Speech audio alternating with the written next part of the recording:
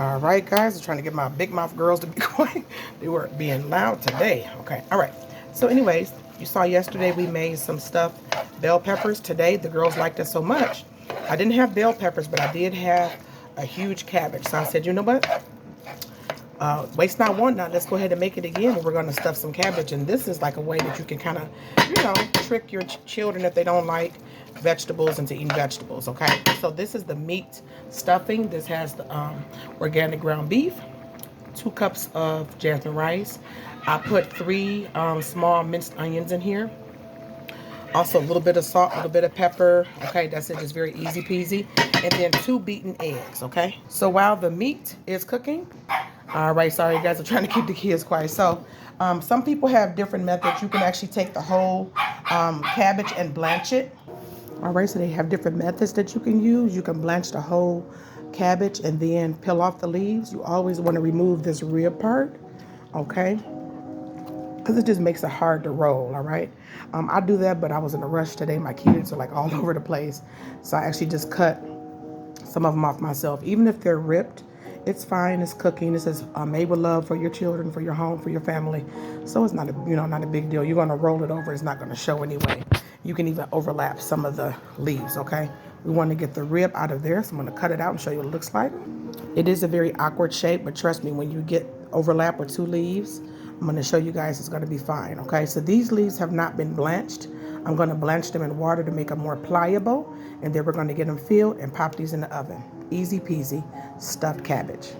So while I have this boiling pot and I'm waiting on it to get a nice rolling boil so that I can blanch those cabbage leaves, I'm going to be adding my tomatoes to my meat filling, okay? You can do it separately or you can do it this way. It's whatever suits you. I have some crushed tomatoes there, very delicious, no salt. I have some tomato sauce, and then I also have some of this red pepper and tomato soup, okay?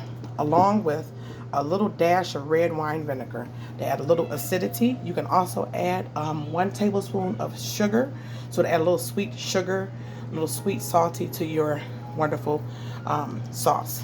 Now what to do with the remainder of this cabbage head? We're going to chop this up and we're going to line the bottom of our pan with this cabbage. We're going to add some sauce down there, right? That's where that tomato soup come into play. We're going to add that down at the bottom, and then we're going to add the cabbage rolls on top, okay? So here it is. This is totally covered at the bottom. We're going to go ahead and blanch these cabbage.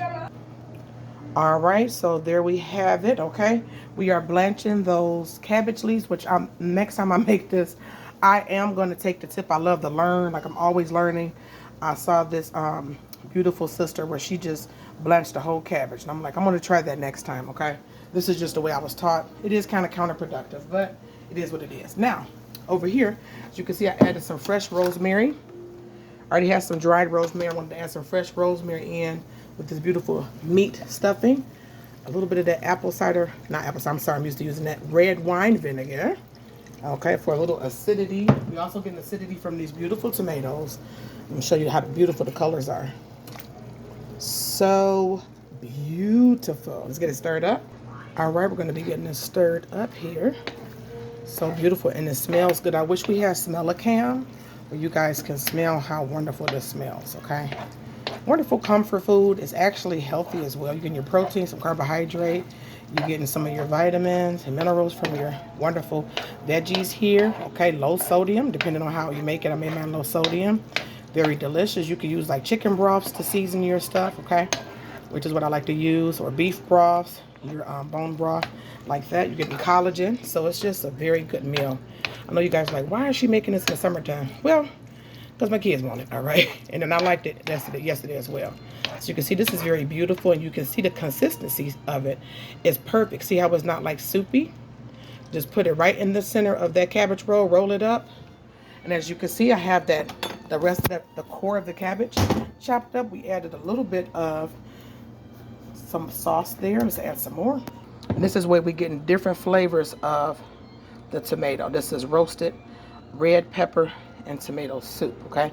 Just a little bit of this, and the good thing is this has a top over it, so then that way I can put the rest of it in the fridge. So that'll be at the bottom. The cabbage rolls will be at the top. We're going to steam that, cook it in the oven on 375 for 40 minutes. Voila. Cabbage rolls.